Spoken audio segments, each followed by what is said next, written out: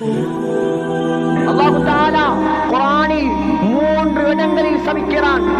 முதலாவது சாபம், இது என்னுடைய சாபம் அல்ல, படைத்தவனுடைய சாபம்.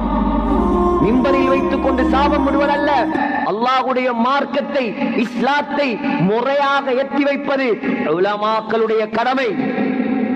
சகோதரர்களே, முதலாவது சாபம் சூரத்துல் பக்ரா. சூரத்துல் பக்ரா அல்லாஹ் சொல்கிறான், உலாயிக ஹுமுல் காசிரூன்.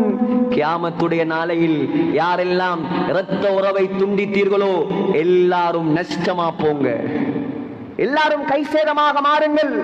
இரண்டாவது சாபம் சூரத்துர் ரஅத். ரஅத் என்றாலே இடி.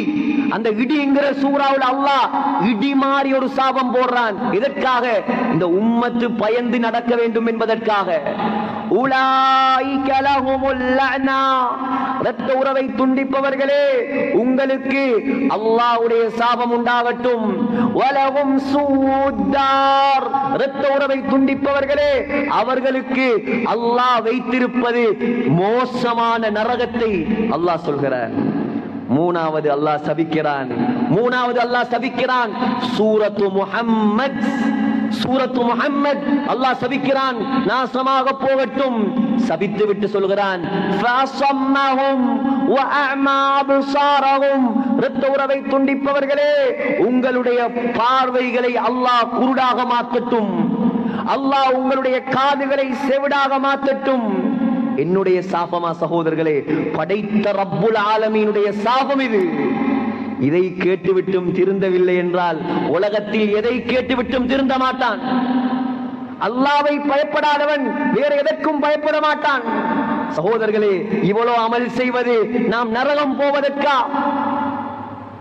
சஹீஹ் இப்னு ஹிப்பான், சுனன் அபீ தாவூத், முஸ்னத் அஹ்மத் ஆகிய கிரந்தங்களில் வரக்கூடிய சஹீஹான ரிவாயத் சொன்னார்கள் ஸல்லல்லாஹு அலைஹி வஸல்லம், அல்லாஹ் தஆலா சொல்கிறானாம், அனர் ரஹ்மான், நான் தான் ரஹ்மான். ரஹ்மான் என்றால் என்ன? மோஸ்ட் கிரேஷியஸ், அளவில்லாத அருள், இணையில்லாத கிருபை. உலகத்தில் யாருக்கும் ரஹ்மான் என்று பெயர் வைக்க முடியாது, யாருக்கும் ரஹ்மான் என்று பெயர் வைக்க அனுமதி கிடையாது. பெயர் வைக்க வேண்டும் என்றால் அப்துர் ரஹ்மான் என்றுதான் பெயர் வைக்கும். அவ்வளவு மகத்தான அல்லாஹ்வுடைய பெயர் தான் ரஹ்மான். சகோதரர்களே, அல்லாஹ் சொல்கிறான், இரத்த பந்தத்துக்கு அரபியில ரஹீம் என்று சொல்வார்கள். ரஹீம். அல்லாஹ் சொல்கிறான், இரத்த பந்தத்துக்கு ரஹ்மான் என்ற என்னுடைய பெயரில் இருந்துதான் நான் ரஹீம் என்று பெயர் வைத்தேன். சுப்ஹானல்லாஹ். வமன் வஸலஹா வஸல்துஹு வமன் கதஅஹா கதஅதுஹு. யாரெல்லாம் அந்த இரத்த பந்தத்தை சேர்ந்து நடப்பீர்களோ உங்களை நான் என்னோடு சேர்த்து சொர்க்கத்துக்கு அனுப்புவேன். யாரெல்லாம் இரத்த பந்தத்தை துண்டித்து வாழ்வீர்களோ அவர்களை நான் சொர்க்கத்தை விட்டும் கட் பண்ணி நரகத்தில் தூக்கி போடுவேன். முஹம்மது ஸல்லல்லாஹு அலைஹி வஸல்லம் இன்னும் சொன்னார்கள், சஹீஹ் முஸ்லிமிலும் வருகிறது, பிக்திலாஃபின் யஸீர். சகோதரர்களே, அல்லாஹ் தஆலா கியாமத்துடைய நாளையில் இரத்த உறவுக்கு உருவம் கொடுப்பானாம். உருவம். கியாமத்துடைய நாளையில மீசான் தராசு இருக்கிறா இல்லையா?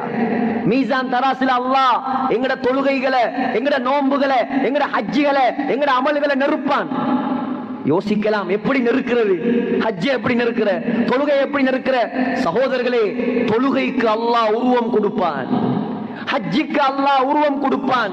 எல்லா அமல்களுக்கும் உருவம் கொடுத்துதான் கியாமத்துடைய நாளையில் அல்லாஹ் தராசியில் நெருப்பான்.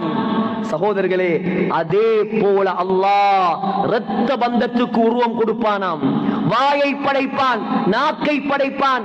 அந்த இரத்த பந்தம் போய் முஅல்லகத்தும் பி அர்ஷிர் ரஹ்மான், அல்லாஹ்வுடைய அர்ஷில் அப்படியே தொங்குமாம். கற்பனைக்கு எடுத்து பாருங்கள். உலகத்துல தப்பலாம், பணத்தை கொடுத்து தப்பலாம், பதவியை வைத்து தப்பலாம், பவரை வைத்து தப்பலாம். அவர் எனக்கு தெரியும், இவர் எனக்கு தெரியும், அந்த மினிஸ்டர் என்ற வலதுகை, இவர் என்ற இடதுகை. அங்க வலதுகையும் இல்லை, இடதுகையும் இல்லை. யாராலும் தப்ப முடியாது. எல்லாரும் ஒரே மைதானத்தில் தலையை குனிந்து கொண்டு நடுங்கிக் கொண்டு நிற்க வேண்டிய நாள்.